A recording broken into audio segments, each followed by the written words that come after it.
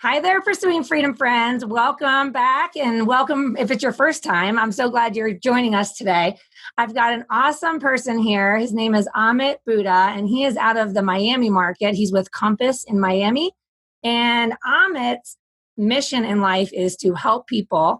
And his success in real estate, which has been massive, is simply a byproduct of this intention to serve. And just getting to know him, his sincerity, his authenticity is magnetic. And I'm really excited to share his story or have him share his story. So with no further ado, let's jump right in. So Amit, please go ahead and introduce yourself. Tell us a little bit about your backstory, how, when, and why you ended up in this crazy business and what your journeys looked like. And we'll kind of go from there.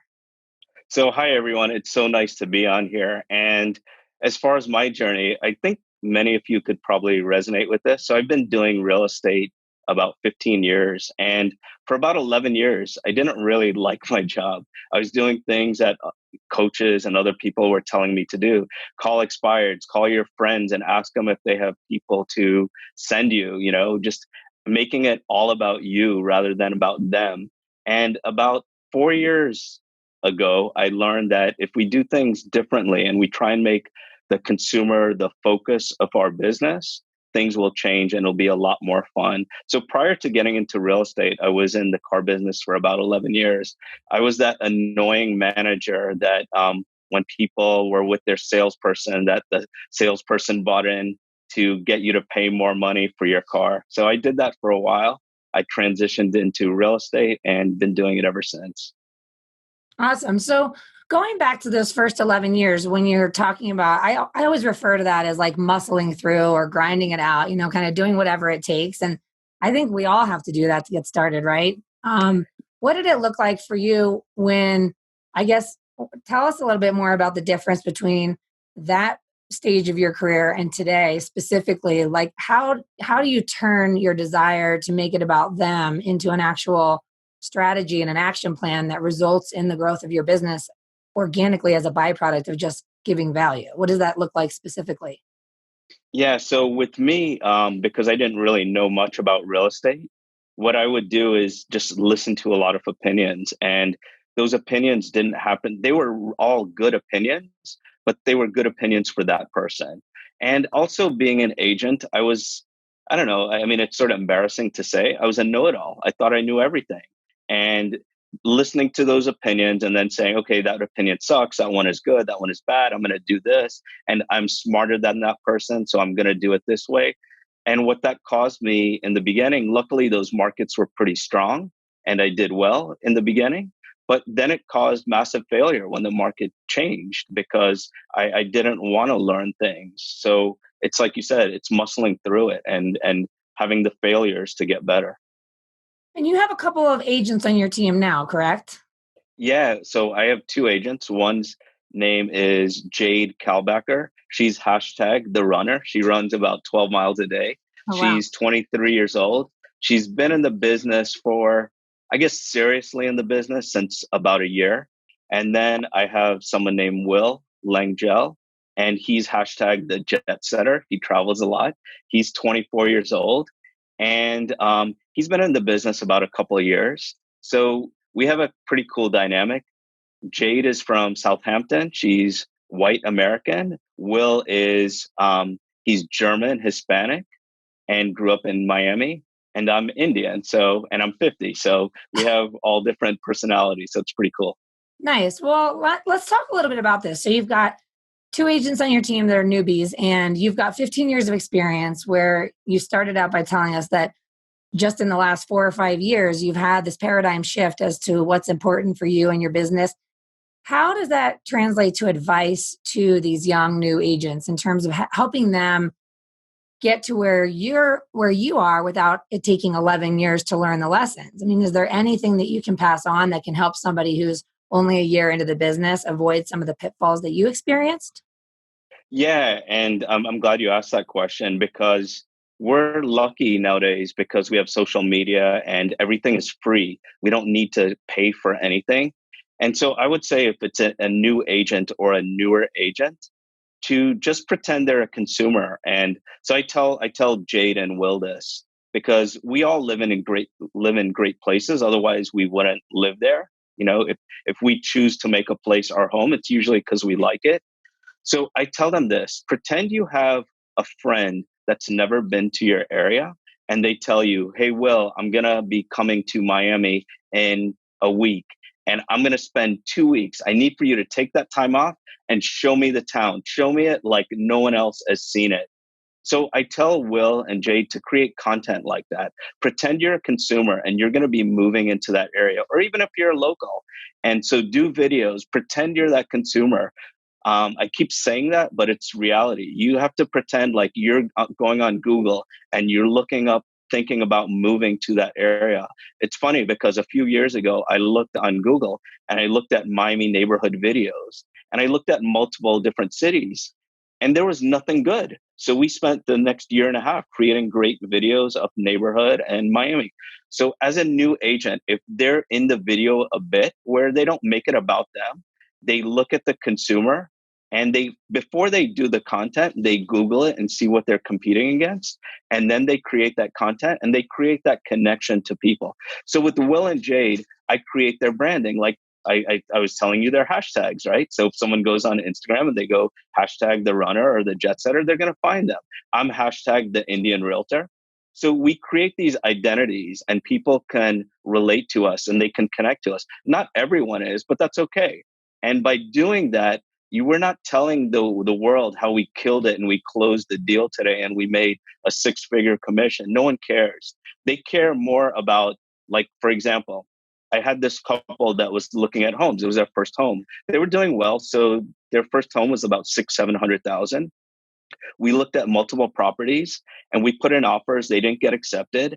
And we put in an offer and finally it got accepted. And I knew I was going to call them and tell them that great news, your offer got accepted. And there were two things that were going to happen. They were going to get really excited, and then they were going to be like, oh, damn, now what? So we create content on my offer just got accepted. Now what? So if we create those type of things, whether you're new or you're old agent, it's going to definitely benefit your business because you're thinking about the other person and they may Google it and they may find you and they'll create that relationship. So let me ask you about this, because this is a really important topic that we just kind of jumped right into, which is video, right? And social media and building your brand and all these things. What are your thoughts on the good versus bad when it comes to a younger agent who comes in and they're willing to use video to build their brand? And how does that differ from using human connection to build your brand, right? Like, do you ever have pushback on just the traditional sales strategies of picking up the phone and making phone calls versus building your brand online and sort of creating an image that people can connect with? I mean, do you advise your agents to do both? Do they also need to do the grassroots marketing? Or do you think in today's day and age, you can fully build a business with traction using video and social media? Yeah, that's a great question because sometimes people get caught up in thinking if they create this image on video, that that's all they need to do. And you have to do both. You have to, it's like sort of like, I guess, SEO, search engine optimization.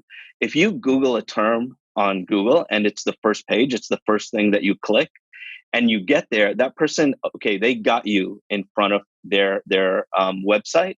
But if it sucks, you're going to leave and you're never going to go back. So as an agent, we're putting ourselves out there to get the connections, but we also have to do stuff with the connections. I spent last week with Jade on my team and about 400 other agents in Nashville learning how to do better at our business. So we didn't record any of that. There was no video on that because that's the I guess we were in the weeds. We're trying to figure out how to do things and get better at it. We're trying to do you have to do yesterday's technology and today's technology and work really hard. Video just gets people in front of you, but you have to do something with it. Sure. When you talked about in the beginning that in the first 11 years of your business and then the last 4 years of business, what happened 4 years ago that was a turning point for you? What was it? Did you read a book or did something just click? I mean, how did you go from I'm going to get out there and hustle and go get my business to I'm going to be a go-giver and I'm going to attract my business? Okay, so it's funny because like maybe like 6 or 7 years ago, there's a show on YouTube. It's called The Water Cooler. And there's a guy named Chris Smith and Jimmy Mackin. And I don't know how many years they've been doing it, but I would be watching this water cooler show. And it was always like thinking about the consumer coming from contribution and all that. And in a pretty cool way, fun, cool way where it really made sense to me. And so I followed them for a while. And then after a while, they created a company called Curator. And I knew Curator was going to be expensive and different other things. And one day I just called and I signed up for Curator. And I think in real estate, we always have to find our crowd of people that resonate with us. We have to have our cheerleaders that help us when things are good and help us when things are bad. And for me, that group of people, besides the Compass agents, were my were my team, you know. And it's funny because I'm very happily married, but a lot of times I'm looking more forward to telling the people in Curator or Compass about something that good happened to me and then telling my wife second. So we have to have these cheerleaders. And by doing that, because I had that 4 years ago, that's what changed my life. And what is Curator? So Curator is basically a company that helps businesses grow. So the best way I can explain it is, say you have a business, whether it's a pizza place or whatever. Say you sell pizza and you're selling, maybe you're making 200,000 a year profit. And then you meet someone at a party and they're like, yeah, we've been doing about 200,000 a year for the last 10 years. We'd really like to get to 350 a year in like 3 years or 4 years. They would call Curator. Curator creates that brand. They're basically sort of like Gary V for a business. Interesting. Okay, cool. So is that when you launched into video for the first time, or were you already dipping your toe in the water there? No, so like I did video for about 10 years now, but I was never in the video. So I was like most agents, I was scared. I'm 50 and I wanted to look 25 and, I would look at myself and I would be like, man, this camera really sucks because I really look better in real life.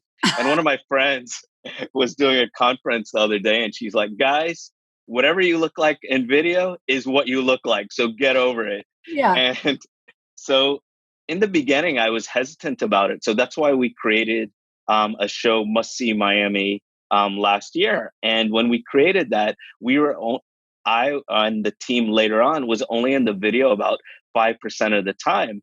And I'd like to say I wanted to really come from contribution then. And I do, but at that time I was scared to be in the video, just to be honest with you. Yeah. And so this year, after we grew a following, we're like, we want to make it fun and we want to make it about us a bit. And so we created this All in Miami show and we're okay with it. And like I was saying before, no matter what you do in the beginning, you're going to suck in the beginning and you're going to get good at it later really quickly. And it doesn't matter. You just have to do it. So let's talk about this because I think a lot of people get stuck on content in general. So they're advised to do social media, do video, all this other stuff. But then when it comes down to it, they're like, well, what am I going to talk about? Because nobody cares about the just solds and just listeds, right? Or whatever. Right. So talk to Okay. us a little bit about what content creation looks like for you guys with All in Miami and how is it different from your first show, which was Must See Miami? Yeah. So one of the things that we do is, first of all, as someone creating content, the first thing, there are two things that you should never do. One is ask another agent what you should produce because they're going to tell you all the stuff that makes you like the benefactor, I guess, of all that material that you do. But so that's one thing. The second thing is whatever content you think you're going to be creating, pretend you're a consumer and think, would I take 2 minutes, 10 minutes, 20 minutes to actually watch this? So like, it's funny because our first show, like All in Miami, we were like, we have a videographer, a crew, and you don't need a videographer, a crew, but we were like, we need to get people to know us. And how should we do that? We don't want to be the same thing. Like I sold this many millions this year or whatever. No one cares, right? So we're like, let's make it fun. So our first show on YouTube, there's a show called Hot Ones. Hot Ones is viewed by like millions of people. So it's just a show where you have two people. One is like usually a celebrity and the other one is a host. So they eat chicken wings and they get spicier as they go along and they ask questions.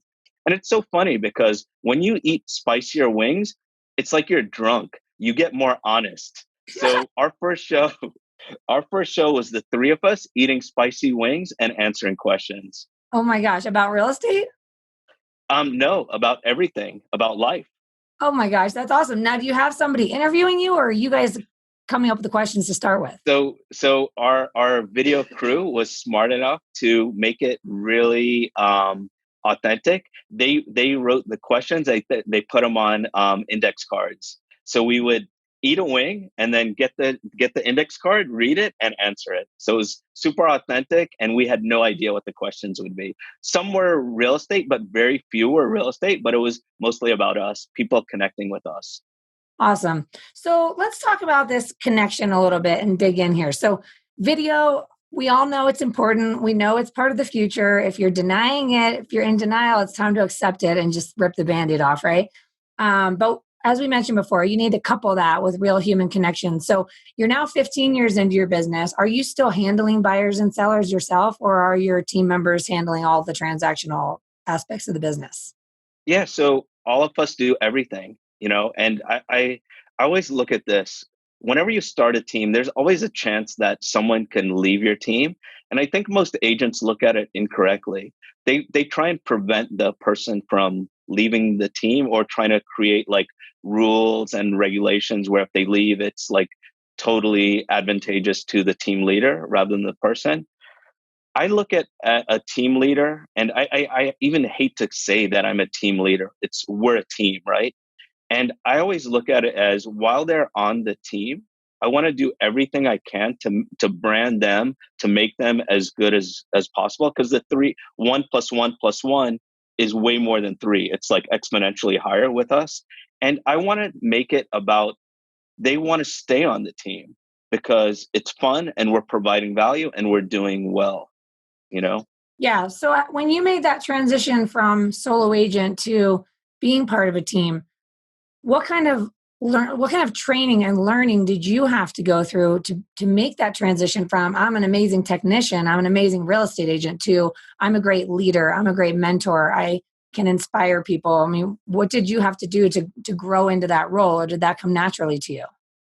You know what it is? It's hit or miss every day. I try and do things. I pretend, just like if I'm a consumer, I pretend if I'm the other agent on the team, would I be happy with this, or would I be unhappy with this? And I've made massive failures in my real estate career, and I'm sure as a team leader, but that's where we learn. And I want to make it as flexible for them, where they can tell me something, where they're not scared to tell me something, because they'll do stuff, or I'll do stuff that really sucks sometimes. But if we talk about it and we discuss it, we can grow from there, and we can be better for ourselves and for the customer. So it's an everyday process. It's learning. And for those people that want to start a team or join a team, don't overthink it. Just do it. And that's the biggest thing in life. If we like listen to Nike and just do it, we'll be a lot better. We're going to screw up, but I think in life, the biggest thing that we can do is have the right expectations about things and having perspective. If we know that there are going to be days that suck, there are going to be days where we fail. Like when Will and Jade joined my team, I both tell them Will joined first and Jade was next, but I apologized to them in the beginning. Like they just start the team. I'm like, hey, I'm sorry. And they're like, what do you mean? What are you sorry for? And I tell them, there's going to be a day where I piss you off or you're upset and you're going to hate me. And I'm sorry for that. But I just want you to know that I have your best interest in mind every time. And if we can be adults about it after something happens and we just move on, we'll be so much better for it. So I Awesome. guess that's the way.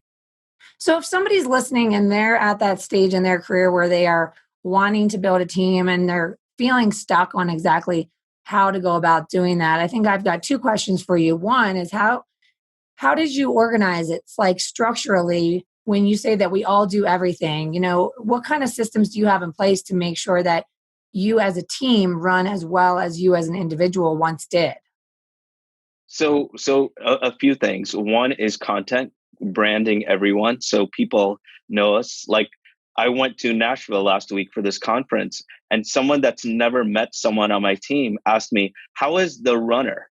They know her by her hashtag. Someone Oh, would ask me, how is the jet setter? So when I hear that, I know I'm doing a good job for them. And I also see that people on my team are getting multiple referrals from Compass agents because the brand has grown. So that's one of the things, creating the team. The second thing that we do is we have team meetings and we role play. We discuss different situations and we try and get better. I teach. So like, for example, because most of my business, probably 80% is luxury and 20% is everything else. I also want Will and Jade to be on luxury deals. So like I have deals. So Will right now, we have a listing for like just under 1.2 million and I put him on the deal. I have another deal that Jade is going to be on. It's going to be like 1.5. They didn't do anything. They didn't get the business. I got the business. They're going to get a good paycheck from it. But if I don't put them in those situations to learn, it's not gonna work well. And for example, like tomorrow, I'm going on a 2 week vacation for to Europe with my wife. And even though I'm going to be connected every day with my team, I feel comfortable that I can leave the country and they'll handle things just like if I was in town. so how long have you had a team? So roughly 2 years. Will was in the beginning, and then Jade has come on since November of last year. And were you someone who felt like it was difficult to carve out that time to travel prior to having? Yeah, I mean, I could never leave. I never, if I left, I knew I was going to get a massive pay cut, and I couldn't tell my customers I was leaving because they'll be like, "What the hell? This guy's he's like somewhere else, and my house isn't selling, or he's not showing me these homes." So having like someone on my team, like today, this morning, I spoke to a buyer. They're looking for a $3 million home, so it's a nice home, but they don't want to be not looking at homes for a 2 week. So I've spoken to Jade about them, and I spoke to them about Jade, and they're going to be looking at homes this week, and they feel confident. And as a solo agent, for the biggest thing about a team is your life changes. It's nice to have this camaraderie and to have mentoring and all that, and throwing ideas against each other. But more than anything, it makes everyone else's life better. Totally. Well, you mentioned that Will has a hashtag of the jet setter, and I'm curious about how someone who's listening and trying to get going in real estate is thinking to themselves, well, that sounds really nice, but how do you build your business if you're the jet setter? So is that all because of the fact that he's part of a team, or is that because he's made a lifestyle decision and he's going to build his business to work around that lifestyle choice? So I think in business, you don't always have to be in town to do well. And so, like for example, in this case, I think he was in Germany the other day, and I got a notification to see one of his properties. Like someone wanted to see one of his listings, and I was about to respond. Excuse me. I was about to respond to it, and right before I responded, or maybe even after I responded, I got a call from Will in Germany. I don't even know what time it was there. It was probably very late, and he told me, "Don't worry, I have it handled. The property is going to be shown tomorrow." So yeah, you can travel and you can do all these things, and even though he's new, he's basically doing two things at once. He's handling his business while he's gone, and we're creating content while he's gone to create his branding. So he's getting more business from people that can relate to jet setting. I love that. So, what else do you have in place in the way of support? So, it sounds like you're each doing your own individual business and you're supporting each other when needed or when it's an opportunity for them to learn. And then, do you guys also have transaction coordinator, admin assistants, marketing? What else do you have in place? So yeah, so we have the videographers following us. So there's two of them. Then we have help with like we have a ghostwriter as well. So like sometimes remarks for properties. We want to create emotion with properties. So besides ghostwriters at Compass, it's incredible because, and I'm not trying to pitch anyone into joining Compass, but the bottom line is with Compass, we have we have marketers that work for us for free. At any time, I can make a 90-minute or however long meeting with the marketing person, and even say it's a rental for 1,500 a month. It's nothing, but I know that that customer is really important to me. I can make a long meeting with the marketing person. We can get the graphic designer to create some incredible content. We can create emotion, and by doing that, we're able to make that person's property, because no matter what price the property is, that person thinks it's a multi-million-dollar property to them, right? So they want that to be handled properly. And if we can do multi-million-dollar marketing on less expensive properties, it's way better. So we have support at Compass. Plus, we also have, sometimes we have writers that will help us do things. And with our transaction stuff, Compass helps us with that. So, and we all do it too. We all look at each deal as like all of us can help. So that helps a lot. Awesome. So I've got another question for you, and this is in relation to something we were talking about before we started recording. And I was asking Amit about, about his production and numbers and goals and things like that. And your response was that you felt like the motivation for you is simply in helping people, and that the money and the success is a byproduct of that, which I think is really, really powerful, because I think it's good for folks to have goals and know what kind of financial results you want and the lifestyle you want to have. But that's sort of like you set your goal and you put it over here, and your focus is on serving and giving value. So talk to us a little bit about what that means for you in terms of how do you go about giving value so that you can attract the success that you're seeking, as opposed to making success the motive. Does that make sense? Yeah, it sure does. And sorry, it's getting dark here. It's not a sunny day in Miami today. That's all right. But so, like, I'll give you an example.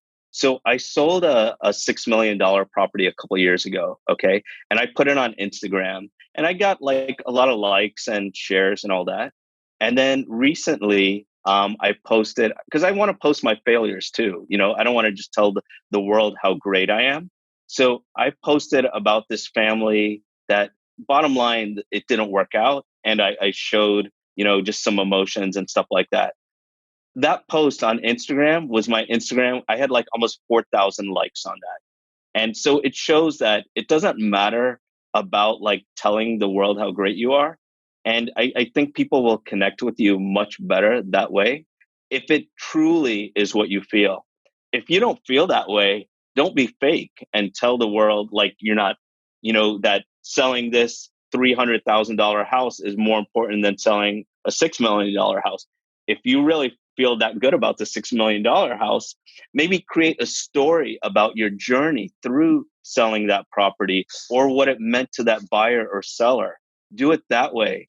But if you can connect to these other things that are more meaningful to you, do it that way. So it's whatever is most important to you. And I think by doing that, you're going to create your best content, as long as you don't ask another realtor if it's good and you pretend you're a consumer that's going to see it.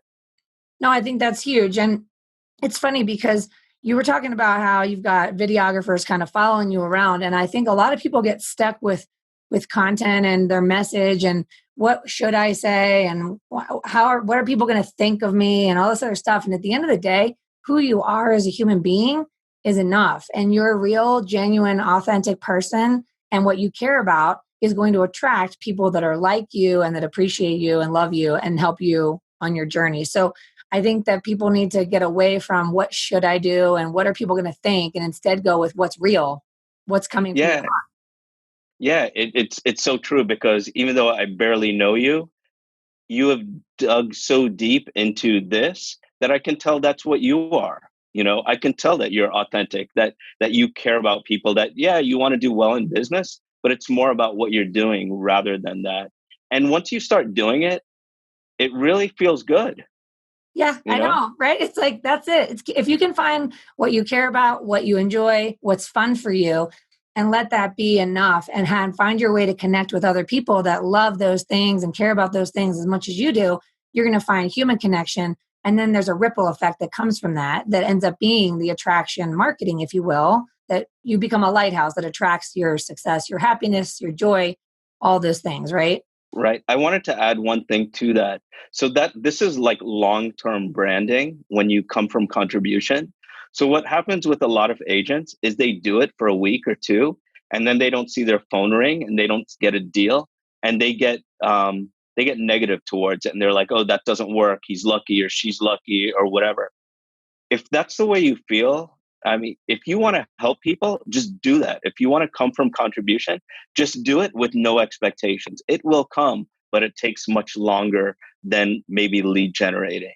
But as we get into the age of iBuyers and disruptors in real estate, if you don't have a personal brand, you're going to be just a person chasing a lead. You're not going to be attracting someone to call you.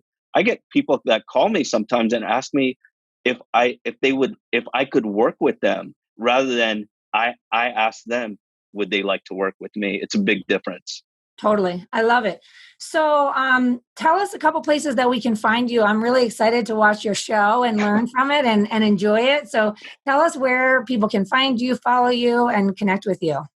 Thanks. The easiest way would be to go to Instagram and go to hashtag the Indian Realtor.